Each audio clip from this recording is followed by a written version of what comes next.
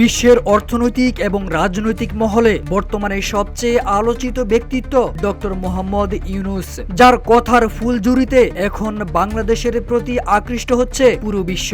আর এদিকে আতঙ্কে দিন কাটছে ভারতের মোদী সরকারের। বলা চলে মোদী কোণঠাসা হয়ে এখন কেন যেন কোনো টু শব্দ করছেন না। তাহলে কি সত্যি ভারত বিপর্যয়ের মুখে আছে?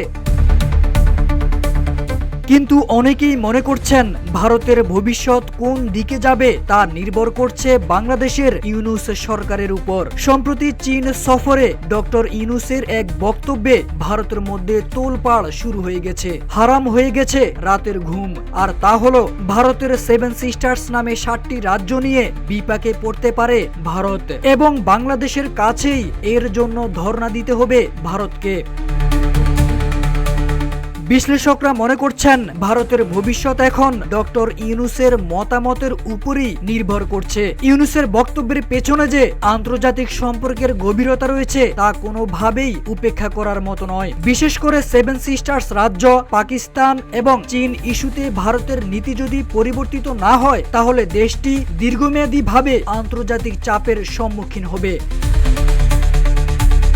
এদিকে ভারতের সঙ্গে নেপালের সম্পর্ক তেমন ভালো না। বাংলাদেশের মতো নেপালের সঙ্গেও তাদের রয়েছে সীমান্ত দ্বন্দ্ব। এর জেরে নেপাল প্রতিবেশী দেশ চীনের কাছ থেকে জ্বালানি তেল আমদানি করাও শুরু করেছে। ভারতের চারদিকে শুধু চীনের জয় জয়কার। পাকিস্তানের সঙ্গে তো ভারতের সম্পর্ক জন্ম থেকেই তলানিতে। এবার পাকিস্তানের পক্ষ থেকেই আসতে পারে বাংলাদেশের জন্য সুখবর। সামনেই ডক্টর ইউনূসের রয়েছে পাকিস্তান সফর। বাংলাদেশও মুখিয়ে আছে ভালো কিছুর অপেক্ষায়, কিন্তু ভারত রয়েছে তীব্র যন্ত্রণায়। কারণ তাদের শত্রু দেশ চীনের পর এবার আরেক শত্রু দেশ পাকিস্তান সফরে যাচ্ছেন 7 সিস্টার্স নিয়ে আতঙ্ক ধরানো ডক্টর মোহাম্মদ ইউনূস।